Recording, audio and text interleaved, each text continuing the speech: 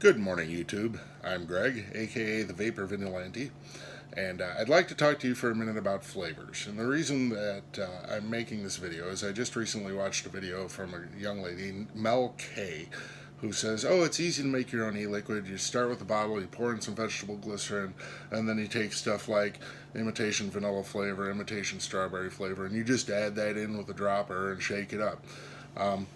But she made a comment on the video that immediately told me that she was doing something wrong, and that's the fact that she says, "Oh yeah, and you have to shake it every time if you're going to drip it." Which means what? Which means that her flavors aren't dissolving, and either her flavors had some alcohol in it or some oil in it that were separating. And vaping oil, vaping any kind of essential oils or anything like that is an extremely bad thing, because you end up with what's called lipoid pneumonia, or you can. Lipoid pneumonia is where you are breathing oils in, and your lungs don't have the ability to move those oils out like they do particulate matter and dust and smoke and stuff like that. You can't cough up oils, and so you end up with a situation that can be life-threatening.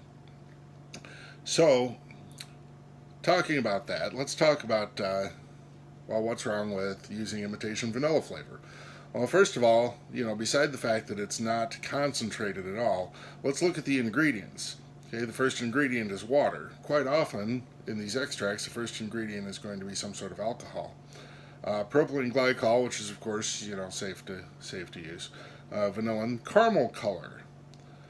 Sodium benzoate, which is a preservative. Phosphoric acid, which is a preservative. Ethyl vanillin. Okay. So out of all those ingredients, propylene glycol and ethyl vanillin are probably the only two safe things.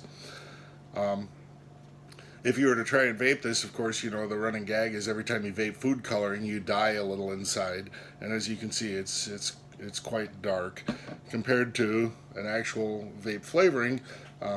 This one is shisha vanilla, and this is probably one of the darker ones that I've seen. It's kind of a golden color. So, how does that fit in with your tongue? How does that work? What about flavors? How do I detect flavors? Well, my tongue is like an organic jigsaw puzzle, and there's molecules that sit there and say, hey, when another molecule fits into that, I'm going to give the sensation of strawberry or banana or whatever. And that's where esters come in. Esters are the chemical component of the flavor, and I'm not going to get into a big long chemistry discussion. I've already done that online a couple of times, but essentially esters contain the molecules that lock in to your tongue's taste receptors and say, oh, this tastes like vanilla, or this tastes like strawberry, or this tastes like banana. And additionally, one of the things I wanted to mention is there's so many more e-liquid flavors, honest e-liquid flavors out there than you can find in a store. I mean, yeah, you can find vanilla extract in a store, but you're not going to find stuff like pie crust. You're not going to find stuff like plum. So it gives you a lot more ability to make much more complex flavors. So the important thing is, do a little research. Feel free to ask questions. There's no such thing as a stupid question. And just as you wouldn't take random amounts of flour and sugar and milk and so forth and throw it into a bowl and hope for a cake, don't just randomly mix things together. There's thousands and thousands of recipes out there on eliquidrecipes.com and Facebook groups and so forth. And please, safe vaping. Mix safely, use gloves, don't get it in your eyes. You can watch my other video for a demonstration of how to mix by volume. That's using pipettes. And I will take just a moment to say, mix by volume with syringes, mix by weight with a scale. Neither one is the wrong way to mix.